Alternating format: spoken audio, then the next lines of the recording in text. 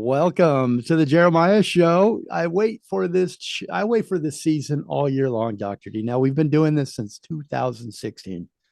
2016, we've been working with the great people over at NBC's The Voice.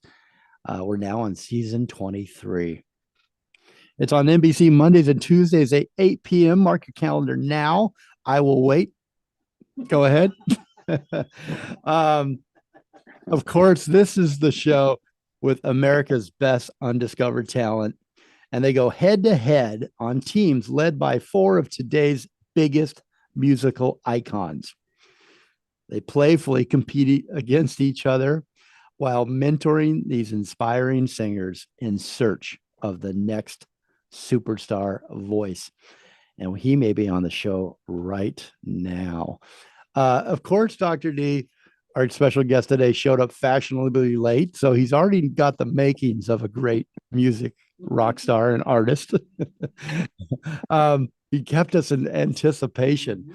It was like in the studio here. We were banging our fists on the key on the board here. We were chanting, Jamar, Jamar. And he's here. He just laughed. I made him laugh. Jamar Langley, welcome to the show, Jamar. He's on Team Chance. Chance the rapper, new judge here on the Voice this season. It's very cool to have him, right? How you doing, Jamar? Welcome to the. I am. Thank you. It's great to be here, man. I'm great. I know I've been a little fashionably late, but you got to make sure that it's right and tight first before you Oh just yeah, show up. You know what I mean? oh yeah. Hey man, you got to keep your fans waiting. It's part of the gig. I get it. And it just builds up the anticipation. So I like that. I like it. I like anticipating. I like wondering, will he show up? It's more special when you do. I love this fact. Because this is your first time on the show. I really want you to tell us about yourself, and not just read off a bio and research that I did online. Although I did do my research, I did my homework on you, Jamar. So I don't know if Okay. that makes you nervous or if you're all content with that. But I've got some 411 on you. Listen, give me the tea, man. I want to hear it. I want to hear about myself. Yeah, well, I mean, stuff that you already know. You're from Andrews, South Carolina. I don't know anybody from Andrews. This is the first time. What's Andrews, South Carolina like? Man, it's a small, very country town that's made up of about 3,000 people. So you see everybody more than once in the run of a day. Oh boy, And it's in the low country area, so it's about 45 minutes from Myrtle Beach. Yes, I said 45 minutes. So that's actually short, but it's Andrew. So it's like in the middle of nowhere, basically. was Yeah, it so it's very small. was it a good town to grow up in? Do you have good memories or? Oh man, I have the best memories in Andrews, man, from being outside riding bikes and rollerblading and skating. And I had a go-kart when I was younger. Oh, I used to be running through people's gardens, which I know that's not a good thing, but I mean, I did it. I was young, so that was you. for yeah, it was me. It was definitely me. And just man, we stayed outside all the time. Like, and the town is so small to the point where when you do ride your bike, you can literally ride like to the actual town area and back in like 5 minutes. That sounds like Like it's super small. like the way it should be, right? A small town, Yeah. staying out from dawn to dusk, and nobody's worried about you. Your parents trust that you're safe. I like that. And Hmm. I'm so jealous because I wanted a go kart so bad my entire childhood, and Hmm. my dad was a contractor, so he built things, and I think he started one for me, but I don't think it was ever finished. So I'm envious here, but good for you having. Oh man. What was your go? Yeah, Did it have a number on it? it didn't have a number. My helmet had a number, which was number 11. Is that your lucky number? Yeah, that was the number I had through high school and every sport. It was just, it's just my favorite number. Yeah, What like did you play? I played basketball throughout from seventh grade to 12th. I played basketball. I played football. I played soccer. And of course, I was in the chorus, the chorale, the jazz band. I was in state band. I played trumpet. and I was first chair. I'm proud to say that, you know. So it's always been about like sports, music, activity, just using all the gifts that I have. So like I maintained a very busy childhood as far as growing up goes. Well, it sounds like you had really great parents, and I can't, and a great upbringing in a great little town Mm-hmm. with good hobbies, good pursuits to keep you out of trouble, like some of us kids get into when we don't have enough to do. Um, This is true. Jamar, I think this is just incredible. You are the youngest of eight siblings. You've got eight siblings. You're the baby, and Yes, I am. the baby of the family is usually regarded as very special to the family. And Mm-hmm. how did being the youngest with seven older siblings shape who you are today? Was Describe that family unit that you had, that support system, and the good and the bad. Well, you know, I guess I could say the good thing is I'm the youngest. Okay, so I got the advantage of mom and dad because I'm the last one born. So They're like, sorry, what bro. tomorrow wants You to know, do that. my brother that's a little like 6 years older than me. Sorry, brother. I came in, you know, I stole your thunder. So my apologies, but I'm not sorry. But yeah, like, you know, being the youngest of eight, man, you just learn something from each family member. You know, they always say, "Hey, I taught you how to walk," and you got this one that say, "Well, you know what? I was the first person to ever sing to you, so like, you got it from me." And you know, just to hear that banter going back and forth, it's always funny, man. Everyone has done something in my life as I was growing up to contribute to now. And it's so funny to hear they always talk about it all the time. But just over over the years, I just learned at least one thing from each family member. Like whether it's like being hands on, learning how to paint, learning how to draw, you know, change a tire, change oil, you know, like how to cook oysters in a ditch on a tin foil. You know, like hey, like Why just did you do that yeah. in a ditch? Well, it was just something. Tinfoil. It was just some. Listen, it was just something that it's something that we did. You know, I'm from the country where it actually makes sense to like cook oysters that way. It's the weirdest thing when I say that, but that's just what they did. You know, and like I don't know, it turned into a skill. I don't think it's weird. I think it's really cool and interesting and Yeah. original. I've never heard that before. So that's the reason Really? I asked you about it. But no, I don't think it's weird at all. I love it. Oh, good man. Yeah. That you just painted there about each sibling had something to contribute, or at least they think so, to your success. Everybody's taking a little bit of credit for Jamar. There Jamar, you what do you go. take credit for? What do you say? No, no, no, that was me. Well, you what know, is it about you that you will take well, for? Won't let them have. besides besides my besides my basketball skills, because you know you can't tell my brothers they didn't teach me anything, you know. But I take credit for honestly really staying with it. To be honest, because I had one brother that played the keyboard, and I used to watch him in the room all the time play. And you know, like I developed the interest through seeing him doing it, and I kind of pretty much mimicked what his hands were doing, and that's really how I learned how to play. But I Wow. think what I did to contribute to that is I just stuck with it. Same with guitar. Just seeing my dad play, one of my older brothers play, and it's just like I pick it up and I play. But the difference is like I just decide to stick with it. So I do give myself credit for just hanging in there. You know what I mean? Yeah, hanging in there, taking interest, and then learning all that. I mean, Mm-hmm. amazing that you Yes. know those. So let's go back to basketball that you take credit for and that you're really good at. It sounds like. Are you good at basketball? Man, I was pretty good. Yeah. I How would say was like I was like, you know, I was like in my state, I was ranked in my state in 11th grade. So and Wow. I had an offer to go to Johnson C. Smith University at one point in time, but I fractured my ankle that same year. And it kind of so 12th grade, I kind of played half a season because I never could really bounce back from the injury. So I'm sorry to hear that. Well, it's yeah. fortunate that you had a different path, that was meant Hmm. for Definitely. you right now. Tell me about so how many instruments? Your guitar, if I counted right, vocals, which I think is a your vocals are an amazing instrument. Your Wow, thank you. you know, what else do you play? I play bass guitar, electric, acoustic. I play keys. I play a little drums as well, and then I still play a little trumpet. I don't get to play as much as I did when I was in the actual band, but I still play too.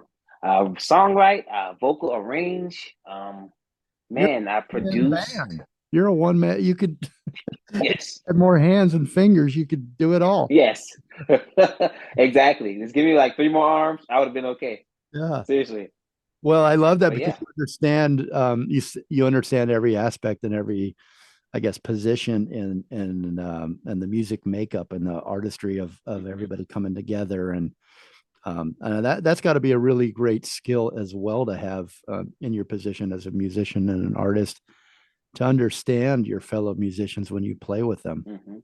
and and Yes. and then get in sync and that's so important I think for the success of any music to have it's like we were talking about this the other day a chef in a kitchen with their ingredients everybody has the same ingredients but you put that love into what you're doing and the cooking and the Mm. ingredients and the process and then the person that you put that in front of can feel that what you put into it and so I think there's a lot of Wow. similarities with music too right it's putting that what you put into it the love and the attention and the understanding of your the people that are around you that are also helping make Mhm. that song come to life and that music come to life you can feel it when it's a really good band when it's a really good artist do you agree Yes, yeah, I totally agree. I couldn't have said it better myself. It's like what you put into it definitely comes out in the music, and I learned that early, just early on in life, especially during my teenage years of wanting to sing and want to play. And my dad and mom would always say, make sure you have like a purpose for what you're doing. It don't just do it because you'll never really get to the level that you're going for if you just do it. Like you'll always just be able to say, "Hey, I can sing a little bit. I can hold a note. Hey, I could play a little bit. I could strum. Hey, let me touch those keys. I can twinkle a little bit." You just want to be able to love what you do and get all the way invested into it and to be able to share that with other people because they really could feel like your passion for what you do. And it's going to show in how professional you become in your craft. and a band I'd imagine is sort of a snapshot or a microcosm or a little bit of what the world is where you if you understand what your bass player is going through if you understand what your drummer's going through your keys uh they know that you understand them and it's in a way it's empathy and also just a respect for them that Yes. comes together and Hmm. on a stage that you become this what we hope we all do in real life and in the world to Yes, definitely. Definitely. That's a great way to put it, man. It's literally being able to understand every instrument, and having the ear for what you want to hear, and opposed to not really being able to explain what you want to hear, but you hear something, but you're not all the way maybe invested into a certain part of your musicality to really express what you're hearing. All you know is, hey, I want like a certain part here, but it's like opposed to saying, hey, could you hit that D right there and drop down to the C right there? And I'm going to do this chord. It just makes a big difference when you're invested into the little intricacies of music. So love man, I'm grateful to be able to like just zone in and be able to fix that part and not get that part late. I got that part early, so oh that I'm grateful for that part. God, you're a really well versed and diverse artist. I love it. Dr. D, is Chloe in the waiting room yet? Let's take a real quick break and we'll come back with Jamar. Jamar, when we came in, we played your voice blind audition. You sang a beautiful rendition of James Brown's "Try Me." Soulful, Yes. just powerful. We played that when we started the show, and we're going to take you out with another um, song that Jamar has put together. It's a cover, one of my favorite songs ever, Tennessee Whiskey. Just we're gonna actually play the entire cover here for you, and we'll be right back. I want you to set your I don't know, do people have DVRs anymore? Just set your phone. NBC's The Voice season 23, Monday, Yes. Tuesdays, 8 p.m. Jamar's the Oh yes. on this season, man, and we're talking with him here today. His coach is Chance the Rapper. There are new episodes on NBC Mondays and Tuesdays, 8/7 Central, and streaming the next day on Peacock. That's usually how I catch it. America's Best Undiscovered Talent goes head to head on teams led by four of today's biggest musical icons who playfully compete against each other while mentoring these inspiring singers in search of the next superstar voice.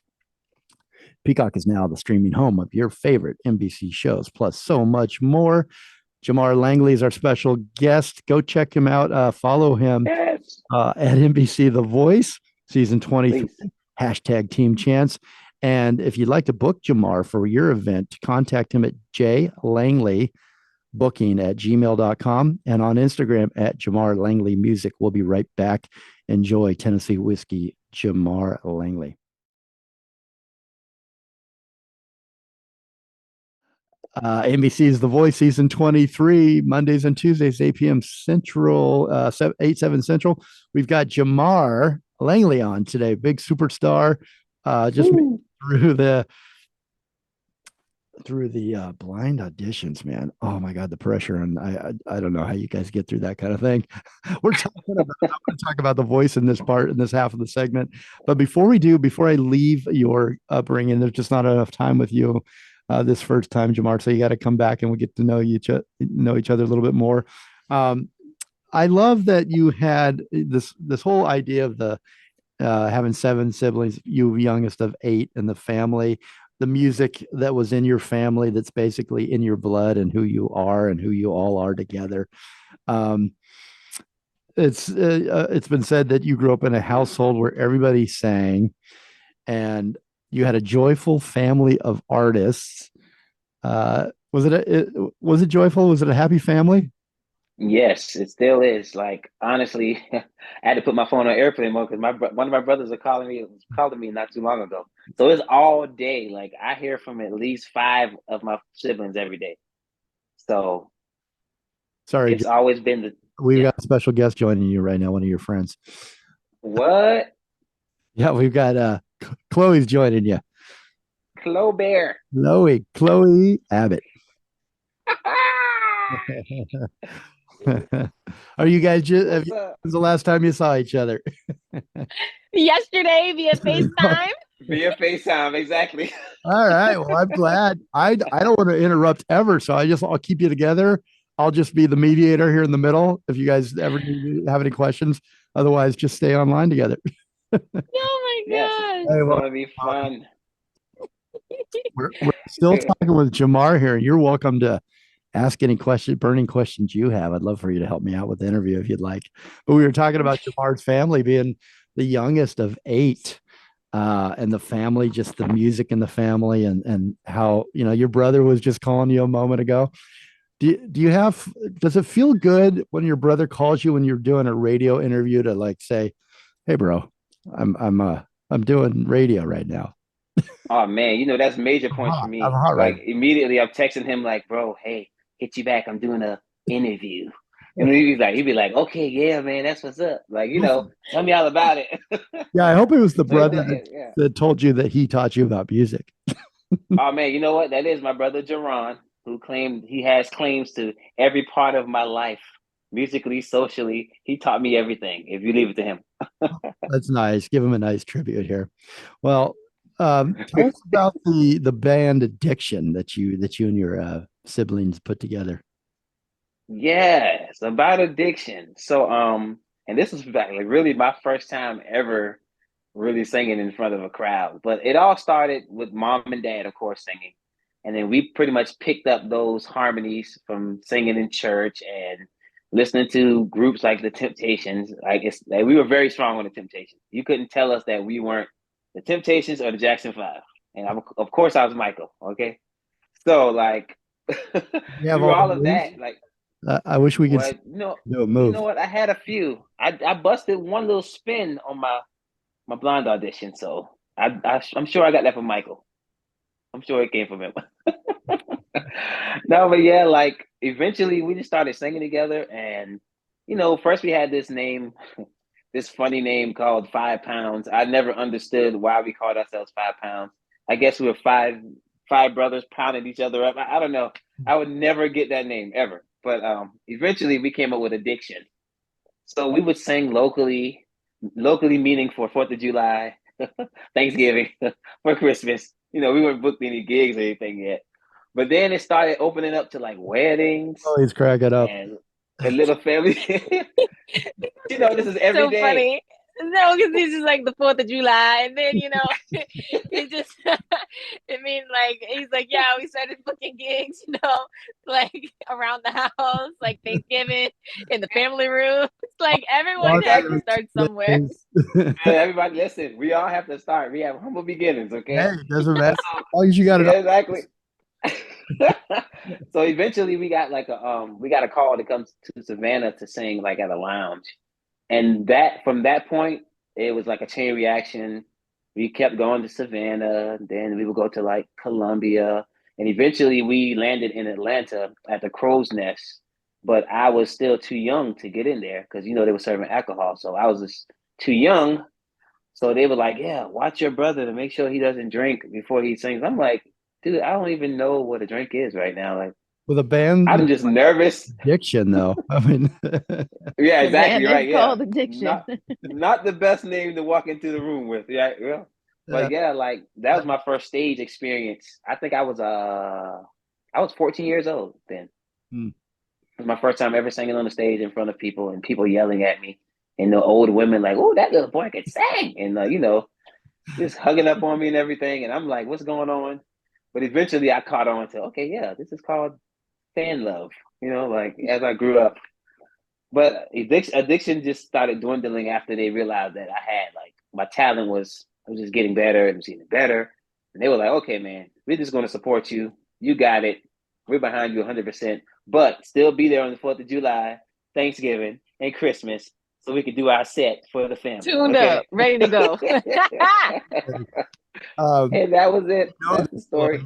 Jamar showed up about 15 minutes late, like fashionably late, though, like cool guy, like, hey, I'm here. We were doing like an encore. We were stomping, waiting at the radio. Yeah, man. Yeah, he's already Stepped in the room. He's got the whole stage thing down. He knows it. The audience, how to tease us. Yeah. Fast forward your life, but I want to ask this question of both of you, because I just think it's. I imagine it this way. I romanticize it that it must be like that. This for an artist such as both of you, music artists, that at some point in your life, like the heavens crack and a beam comes down of light, and you say, I can hear like the choir, and someone says, you're a music artist. You're going to do music the rest of your life. Is there some sort of experience like that for you, for both of you, a religious experience, or did you just know my family does this? I've got 8 siblings or 7, and we are music. And so there's nothing else for me. This is what I'm going to pursue and do. Or was there a moment that you said, I'm pursuing music. I'm going to bring beautiful music to this world? Yes, there was actually a moment. I think I was about 19 years old when I realized that, man, like I'm really good at this. Because when you sing in enough bathrooms at school and you sing for enough women in high school, and you realize you're just really good at what you do, I'm serious. That's for me, that was like the training ground. Like, because there aren't any like really event spaces or lounges or places that I could go and sing on stage. Like most of my singing was literally in high school. But after that, I realized that, man, like I'm really just from the age of 12 to 19, I've gotten so good at everything, like musically, songwriting, singing. And I'm like, okay, this is what I should be doing for sure.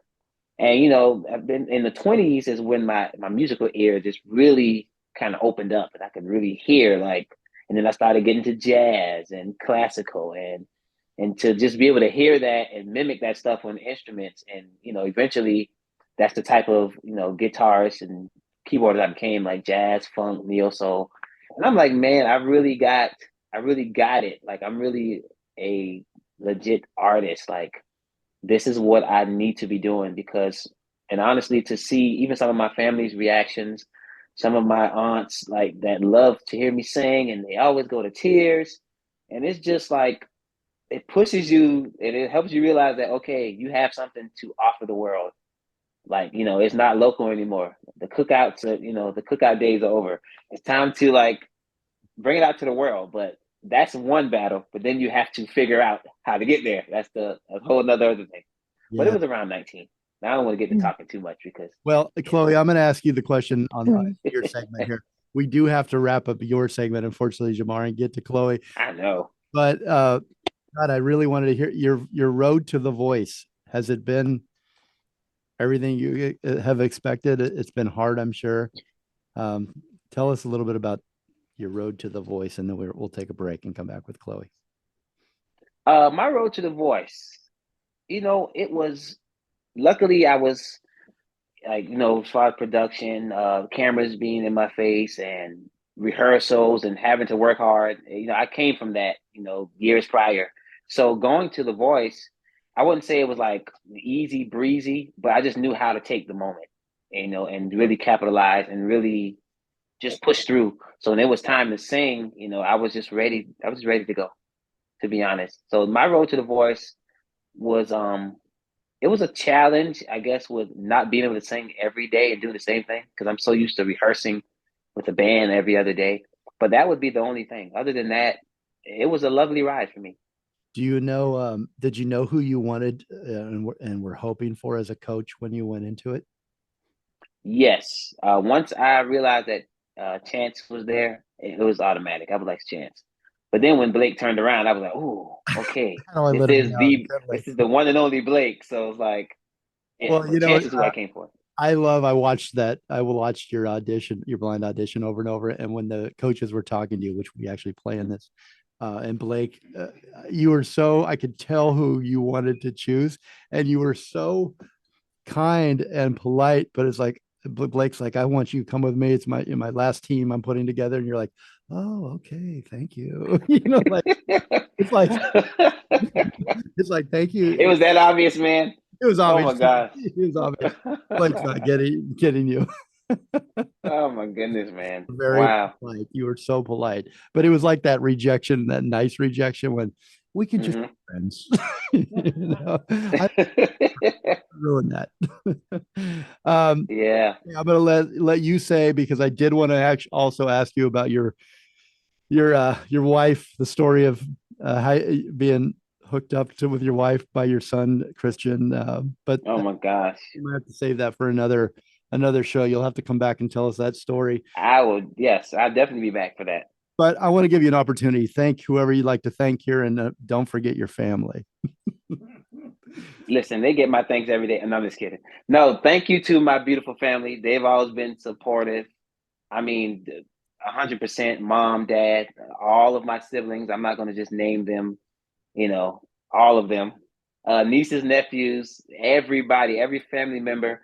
Special thanks to all of my good friends. My boy Jay Reed, my boy Dominique. Thank you guys for just being in the trenches with me, and to this point. And hey, we're moving up. And honestly, thank you to my friend that's sitting in front of us too.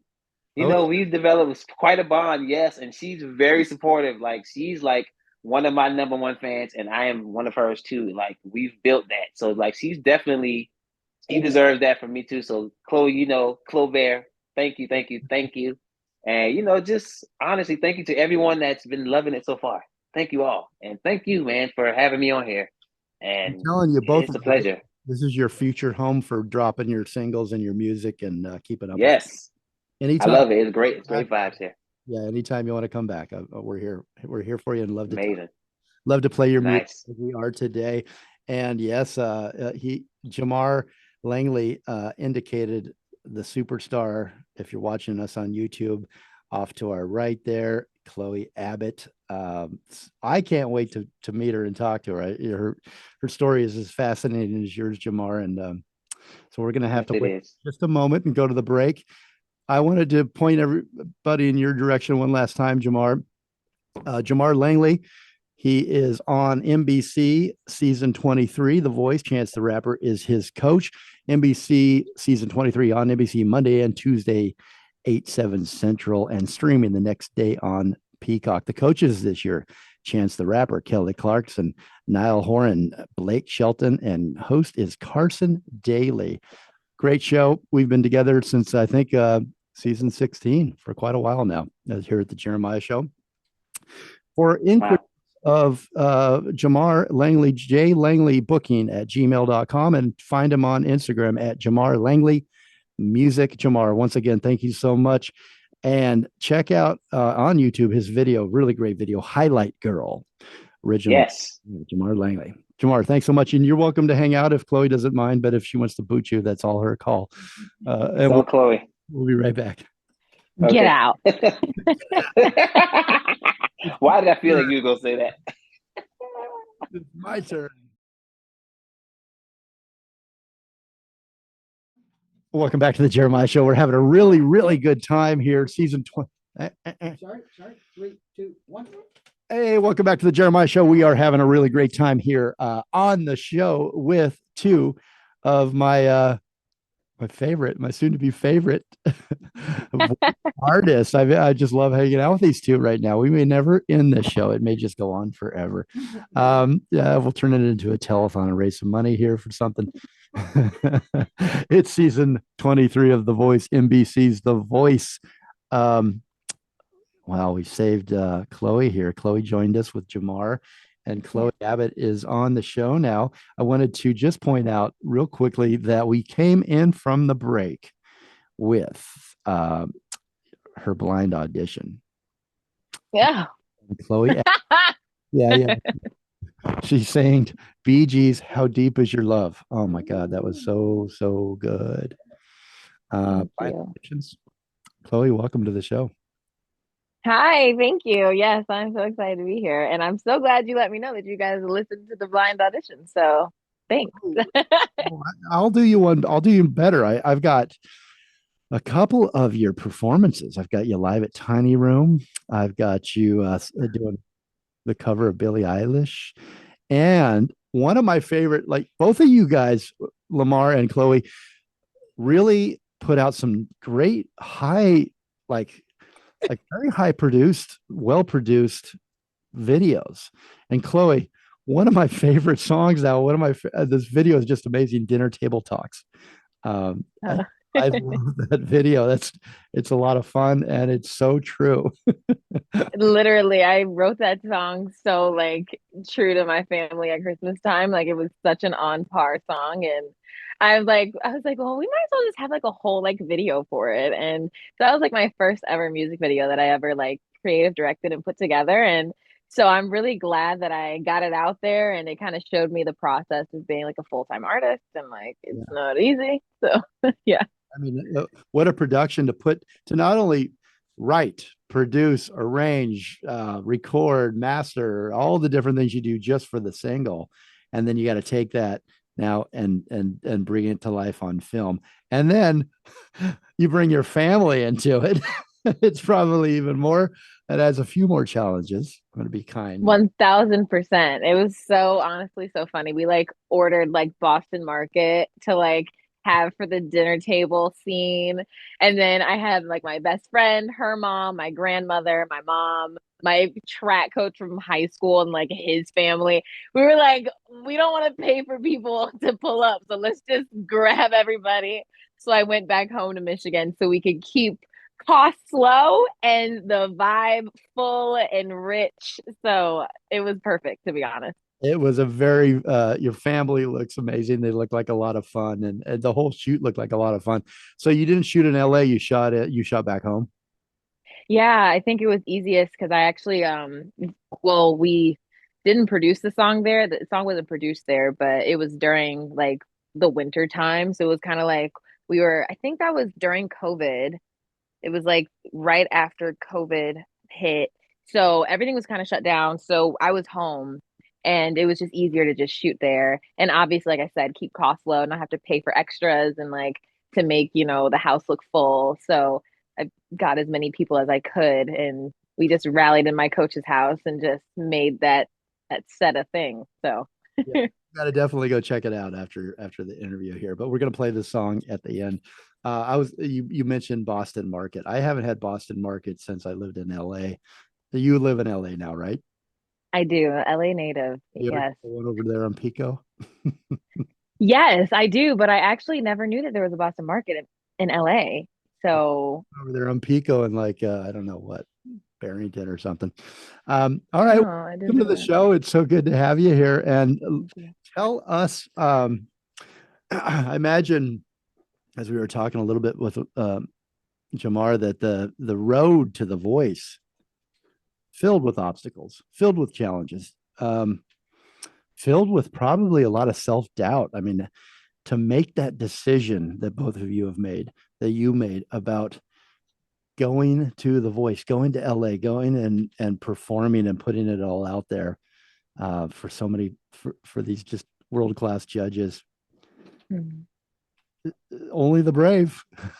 I mean, yeah, I think honestly, like, I don't know. I feel like when it came to auditioning and going for it with the voice, it wasn't necessarily doubt. I feel like it was actually kind of like this crave that I had because like um in my daytime I'm a track and field athlete and so it's kind of like it was kind of nice to be honest because what I love to do is to sing and produce and be creative and so when I got the opportunity to go for it there was no question in my spirit. It was like 1000% like go for it. This is an opportunity you won't be able to get often, so just go for it. And so when I got the opportunity to audition, I went at it full speed and just prayed that I was going to make it through, to go and be on the blind audition portion of the show. And when it happened, it was like, oh, we are guns blazing. We are going. Like, this is fire. Like, whatever. I don't care what I got to do. I'm going to commit to this song. I'm going to do what I got to do. I'm going to not eat sugar. I'm going to do what I have to do to make it through these blinds. And so I'll say like the journey definitely I didn't expect it to be the way that it was. If you were to ask me like 15 years ago if I was going to be on a reality singing show, I would have been like 1000%. But I would have thought it would have happened years ago. I thought, like, honestly, I thought I would have been on this thing a long time ago. So it wasn't on my time clock. Preferably, I would have done it when I was like 7 years old. Like, that's always been a dream of mine. But the journey to getting to this place, it wasn't expected, but I would not have changed it any other way. Every day, the time that it happened, you're saying is the time that it was meant to be. At 7, you wouldn't have, if you would have made it on at 7, you would not have No, nothing would have, yeah. I don't know if anything would have come from it, to be honest. Would have been something to put on my resume. But it sounds like there was no fear, that you don't have fear, you have confidence, and that fuels you. Is that 1000%. 1000%. I think like as my job, like it's really my job to be able to like handle fear and handle the self talk that you try to tell yourself you can't, do something or can't accomplish something. And so I'm kind of used to having to like ignore some of the things that like I feel like the internal side of you tries to tell you about yourself. And it's kind of like a lie. I feel like, when you acknowledge your gifts and you acknowledge what you can do, it's like that inner self doubt, self talk is just like you're either going to listen to it and let it rule, what you're going to do, or you're going to ignore it and, just go for what you feel in your spirit you can accomplish. So a lie? I love that. That's so true. Whenever your doubt comes in and it's telling you can't do something, it's a lie. And you're built that way, right? You're built. We're going to talk about that too. You're built in your mind to win. You go for the win. You go for whatever's harder. You push hard. If it's hard, you push harder. You push through. You persevere. good. So good. Built that way character, and then it. I imagine it's very powerful, very useful for what you're doing as an artist as well. to get out. Yeah, and I think like even to have Jamar on here, like when we're at The Voice and when we're like going through the auditions, like it is tough, like you're constantly deciding, should I do this? Should I do that with my song? What is it gonna do? What I gotta do to turn these chairs around? And there are definitely so many moments of just working on the song so much. You start to, yeah, like second guess, like, is what I did the first day that I got here as good as, the day I'm gonna audition? And people don't realize the amount of time that passes between, you getting to the show and then actually landing on stage. Mhm. So we've had so many conversations, me, Jamar, and a few other contestants, like about all of that and how we kind of kept each other rooted in our faith and also our belief in ourselves and our abilities. So we've had these conversations a lot about like, just go out there and do your thing. Like don't get wrapped up in the hype of the show. Don't get wrapped up in the hype of the coaches. Just like you have a God-given ability. So like just operate in it in full confidence. And so we held each other down like seriously a lot during the process. I love it. Chloe, one, we do have to take a break right now. Dr. D's been waving at me for 2 minutes. So, but I pretend like I couldn't see him. Don't tell him. I have one last question before break, and if you could keep it brief, just so I don't get in trouble. When you specifically, I love that you have a unit there, a support unit that you trust in your God-given ability, as you said that. But what is before a race? I mean, you're going out for the Olympics. You are training for the Olympics, and you're training to be the voice. When you have those self-doubts, they creep in. Is there one trick that you have that you could share with the rest of us that have self-doubt every day that might help us? Yeah. To keep it brief, because that's a packed question, Jeremiah, now. But to keep it brief. A tough question. And can you tell me in 2 words or less? Stack go as your long wins. as you need to. We'll just stacking your wins, I think, is the biggest thing that helps you. And it's in short, it's basically being able to focus on the positives and focus on the things that you've done well.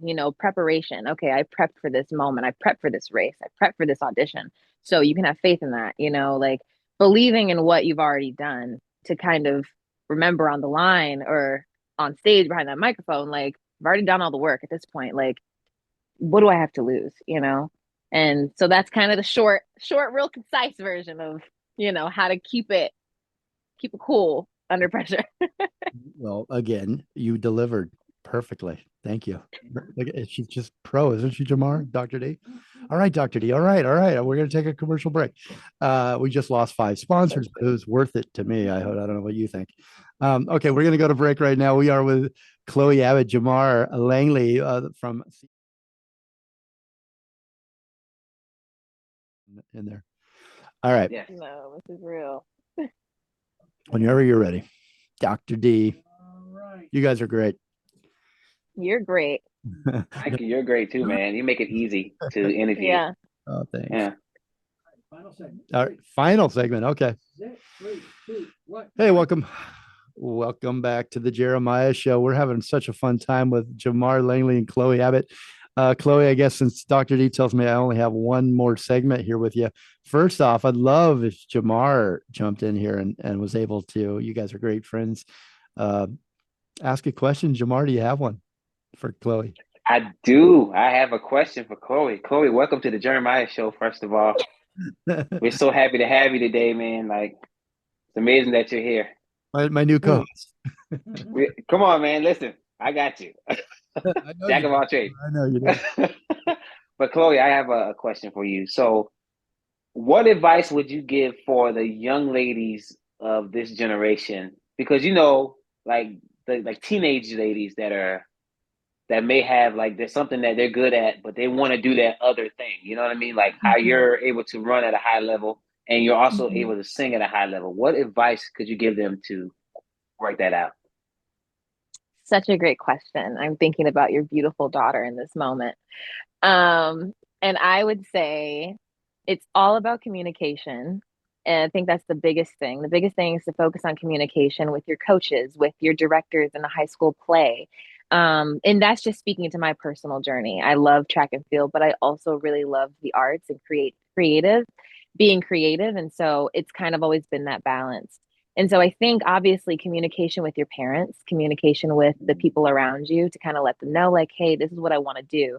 And it does take good people in your life to be able to also support you and like back you up with those statements you make to them, like in confidence, like, hey, I really want to do this track meet, but I really, really, really have this desire to be Tiana and Princess and the Frog.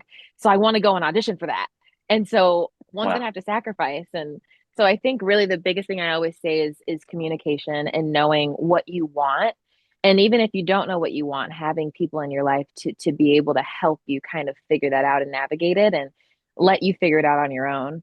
And I think the second thing would just be to be patient and have grace with yourself when you do have to make sacrifices, because this journey is all about making sacrifices and being able to be okay with, like, you know what, I'm gonna miss out on The Voice because I have the Olympic trials I want to go for, and as much as I want to be on The Voice this season, I have to put that on hold.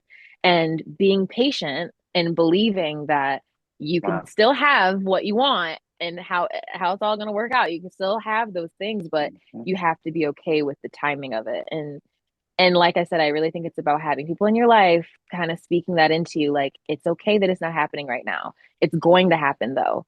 And when it does happen, you'll be a lot more grateful that you waited.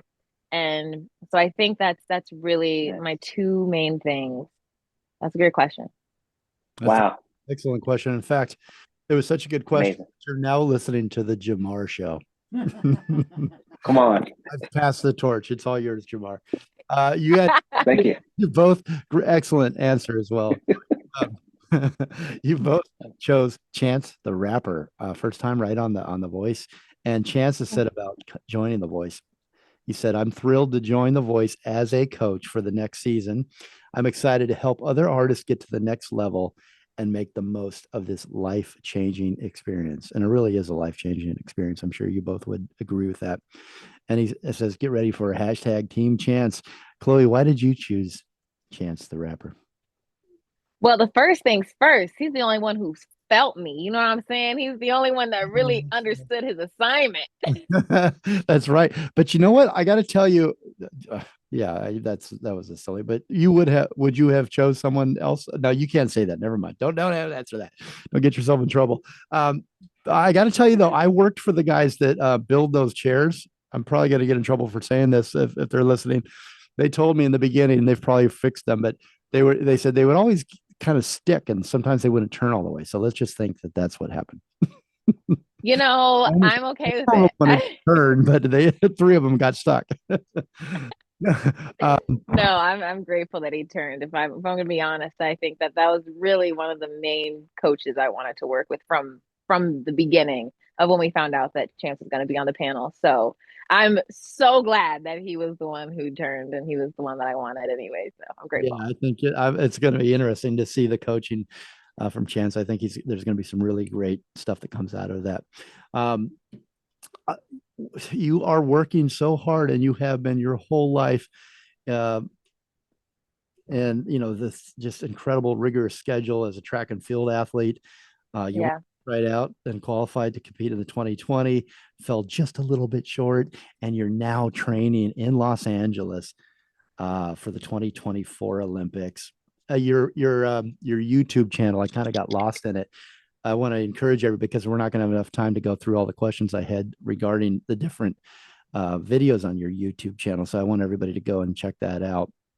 But Chloe, you've got, what you eat, your regimen, your training. And I just thought it's really some great videos there for just personal health, personal mental wellness, eating right, competing, just some really good advice there. I really like the channel and your videos.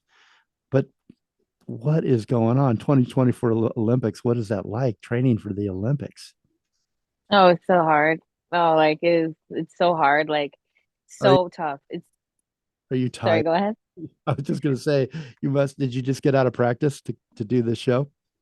No, actually, today's a recovery day. So I typically do all like, interviews and stuff like that on Wednesdays because, yeah, yesterday we got our butts kicked. And tomorrow we're gonna get our butts kicked again. But no, I mean, it's so rewarding, like having moments like this, be able to share. And I think even to speak to, someone like Jamar's daughter, being able to be an advocate and also a visual person who is really pursuing two things that they really love. And it doesn't even have to be two things, it could be 10 things, whatever it is, like being able to talk about it. So yeah, like this is really, really rewarding. And it's super tough though. Like I do not want to make it seem like it's just, oh, you just get to go to the, no, it's like no joke. And the type of group that I'm in, it's a very intense training group. And so it's no small feat. What are the best moments for you out there on the track during the training, when you're running, when you're by yourself? I mean, what type of things go through your mind? What do you get from that? Well, one of the most favorite things I think I enjoy the most is when I get a rep right, in practice, and my coach Bobby Kersey, he kind of says like, hey, I need you to run this a certain way. And then when I do it and I accomplish it, it's really, oh my gosh, please close the door. Sorry, I'm in a house with people and anyways, Real life. We get it. Yeah, sorry. Dr. D keeps looking at me. But yeah, so in short, what I'm saying is getting a rep right is really fulfilling because I mean you work hard for it and then when it comes out on top, you're like, heck yeah, I did it. And then I think just being able to overcome those internal thoughts that you have when you feel fatigue in your legs, you feel like your body wants to quit. I mean, like professional athletes, I really believe are on borderline psychotic because we go through pain every single day. We know how it feels. We don't forget the way that it feels, but we still line up to do it every day. And so I think being able to overcome those battles in my head of like, oh my gosh, you want to stop, you're tired. It's like, no, I can do it.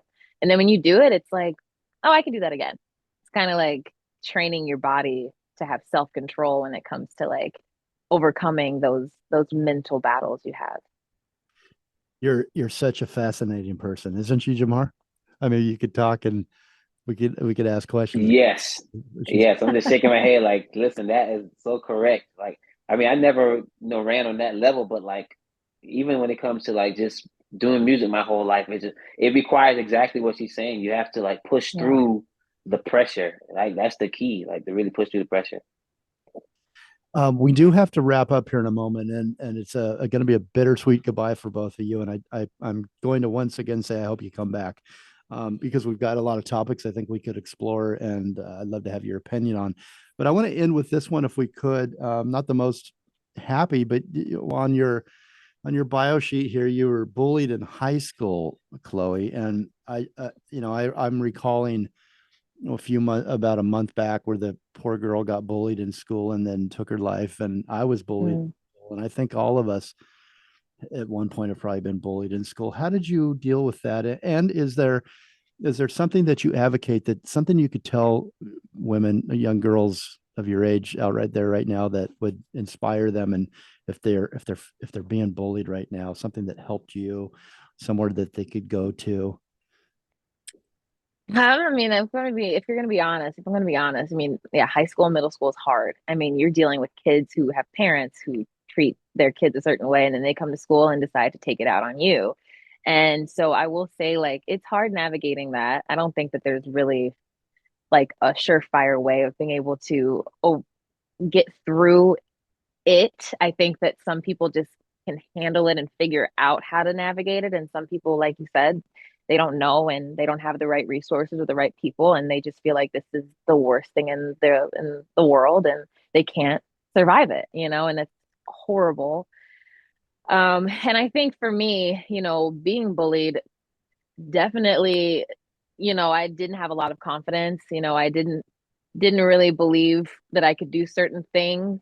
My mom was really the only voice of reason I had in my life at that time during high school and middle school to really remind me, like, you are a light in this world. You are here because you're supposed to be here. You have gifts, like you can do this. And I will say it took the track to really help me see that I am more than just some ugly girl with braids in her hair and, too black for the people around her, like having success on the track really showed people how to respect me, I guess, and treat me like a human being, So after I kind of had some victories on the track, people started to see me as a human and started to respect me and say hi to me and be respectful. And then I started to believe in myself. And it's unfortunate that I had to wait for other people's validation to believe in myself. But like as a 13-year-old girl, you don't know, that that's not how this world works all the time. So I think the biggest thing in regards to encouragement is to, oh, it's hard, but spending time with yourself and really, despite the fact that your reality shows that no one likes you or no one believes in you, like if you're here on earth, you're here for a reason and you're supposed to be here and you're called to be in this world and you matter. And that may not always be enough, but I think that's the only thing that you can really cling on to when all you can see is hate and bullies. So that's my encouragement, but I wish there could be more, but No, that was beautiful. That was really beautiful. Chloe, what's your YouTube channel so people can see more and hear more of your wisdom? my YouTube is just Chloe Abbott, just CHLOE, not CLO. I don't know how people spell my name. CHLOE, and two B's and two T's in my last name, Abbott. Because one Chloe is not enough. She needs the two B's and the two T's. She's got that much going for her. Beautiful story. You both are beautiful people, and I just had so much fun with both of you this hour. Thank you so much, and I will be following you on The Voice and in everything else you do, and rooting for you at the Olympics 2024, Chloe. Yeah. Mar, Yes.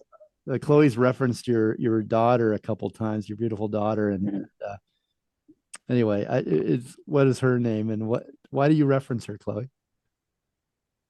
Oh, well, I reference her because I know.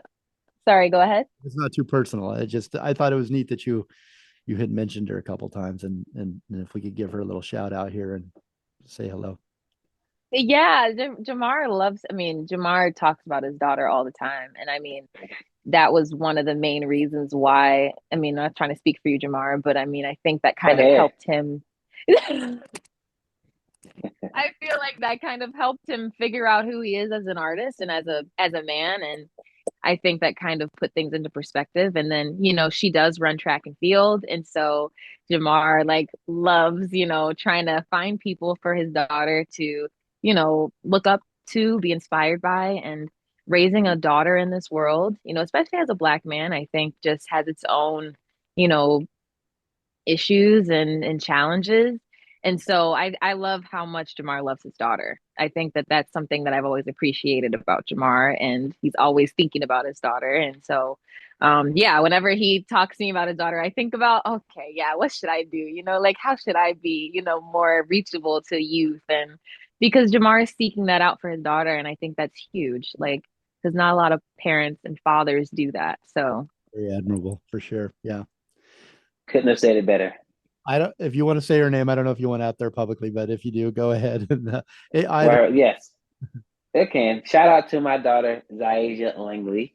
I love you so much, and I pray that you're able to hear this. I'll make sure that you hear it, and just know that, hey, what Chloe said is absolutely right. Like when I had you, that's when the drive really kicked in. That's when everything was like, okay, I went from just playing and fiddle-faddling around to like, okay, this could be a serious thing, so that I could build a life for you, so that you will have a life that's easier than mine. And you couldn't have said it better. So love you, Zaija, so much. And Chloe is your new track coach. Thank you. right. We have to say goodbye here because I want all of this to air on radio, and we're going long, but and my camera's falling apart, so I guess that's a good sign, or that's an indication I got to say goodbye. Both of you, though, give me one word to your fans. Chloe, go first, please. Shout out to your fans for The Voice and how they vote for you and all that stuff, all that good stuff. Stay tuned. Definitely stay tuned to next week for me and Jamar to make the next rounds of whatever The Voice is doing. Knockouts, battles. What is it? So much going on. Battles. Stay tuned and definitely support us on Instagram and just show us your love. And yeah, get ready to see a good show. That's it. Jeez. You got it. Stay tuned. Yeah. All right, guys. Thank you so much, Chloe. Hang on one moment so we can get your radio drop promo before you leave. I want to tell everybody out there, thank you so much for listening. Watch for NBC's The Voice season 23. It's on 8/7 Central. NBC's The Voice season 23 and streaming on Peacock the very next day. Communicate, but listen more and evolve.